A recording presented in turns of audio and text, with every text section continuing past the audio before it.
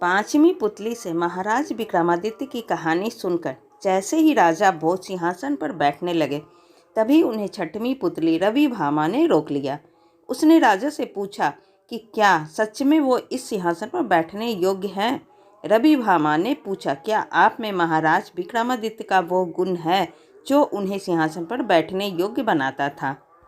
जब राजा भोज ने निवेदन किया कि आप मुझे महाराज विक्रमादित्य के उस गुण के बारे में विस्तार से बताएं, तब छठवीं पुतली रवि भामा ने राजा विक्रमादित्य के छठवें गुण की कहानी शुरू की, जो इस प्रकार है। बहुत समय पहले जब महाराज विक्रमादित्य का राज था और चारों ओर खुशहाली ही खुशहाली थी, तब एक दिन महाराज वन विहार के लिए अपने रथ पर सवार होकर निकले। वह नदी के किनारे किनारे अपने रथ पर सवार होकर जा रहे थे कि उन्हें कुछ दूरी पर एक परिवार नदी के किनारे खड़ा दिखाई दिया। उस परिवार में एक पुरुष, एक स्त्री और साथ में उनका एक पुत्र था। उनके कपड़े देखने भर से ही उनकी गरीबी साफ पता चल रही थी। उन सभी के चेहरे चिंता और परेशानी से भरे दिखाई दे रहे थे। विक्रमादित्य उन सभी को देख ही रहे थे कि अचानक तीनों ने नदी में छलांग लगा दी। राजा ने जैसे ही उन सभी को नदी में डूबते देखा, वह फौरन उन्हें बचाने के लिए खुद नदी में कूद पड़े।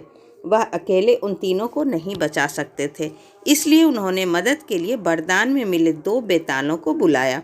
राजा विक्रमादित्य ने परिवार में शामिल पुरुष को बचाया, वहीं बेतालों ने स्त्री और पुत्र की जान बचाई। सभी को सुरक्षित नदी से बाहर निकालने के बाद राजा ने उस पुरुष से पूछा कि आप कौन हो और क्यों ऐसे अपने पूरे परिवार के साथ नदी में कूद गए। तब पुरुष ने रोते हुए कहा कि मैं एक गरीब ब्राह्मण हूँ और आपके ही राज्य में रहता हूँ। आपके राज्य में सभी आत्मनिर्भर हैं, इसलिए कोई भी मुझे काम देने के लिए तैयार नहीं है। इस हालत में ना तो मेरे पास रहने के लिए घर है और ना ही खाने के लिए भोजन। इस कारण मेरा पूरा परिवार कई दिनों से भूखा है। मैं अपने परिवार को इस तरह भूख से बिलखते नहीं देख सकता। यही वजह है कि प्राण त्यागने का विचार बनाकर मैं और मेरा परिवार नदी में कूद गए थे। राजा ने उनकी बात सुनी और निवेदन किया कि हे ब्राह्मण देव, आपको प्राण त्यागने की जरूरत नहीं है। कृपया करके आप मेरे अतिथि भवन में चलकर रहिए। वहाँ आप जब तक चाहें सुखपूर्वक रह सकते हैं। राजा की बात सुनकर ब्राह्मण ने कहा कि अगर कुछ समय के बाद हमसे कुछ गलती हो और हमें अपमानित करके निकाल दिया गया तो हम कहाँ जाएंगे।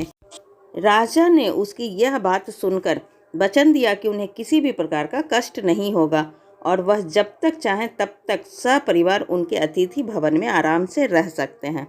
ब्राह्मण ने राजा के वचन को स्वीकार किया और राजा के साथ अपने परिवार को लेकर अतिथि भवन में रहने चले गए।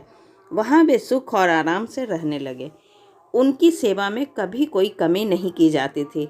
ब्राह्मण परिवार अच्छे से रहने लगा, लेकिन उनकी एक आदत बहुत खराब थी। वह यह थी कि वे जहाँ रहते और खाते पीते थे वहीं गंदगी कर देते थे। पहने हुए कपड़े कई दिनों तक नहीं बदलते थे। इस वजह से धीरे धीरे पूरा अतिथि भवन गंदा हो गया और वहाँ चारों ओर उस गंदगी की वजह से बदबू भी फैल गई। इस वजह से ब्राह्मण परिवार की सेवा में लगाए गए सभी नौकर वहाँ से भाग गए। राजा को जब इस बात का पता चला तो उसने दूसरे नौकरों को वहाँ भेजा, लेकिन वो भी उस गंदगी और बदबू को अधिक दिन सहन नहीं कर पाए। इस वजह से परेशान होकर वो नौकर भी वहाँ से भाग खड़े हुए।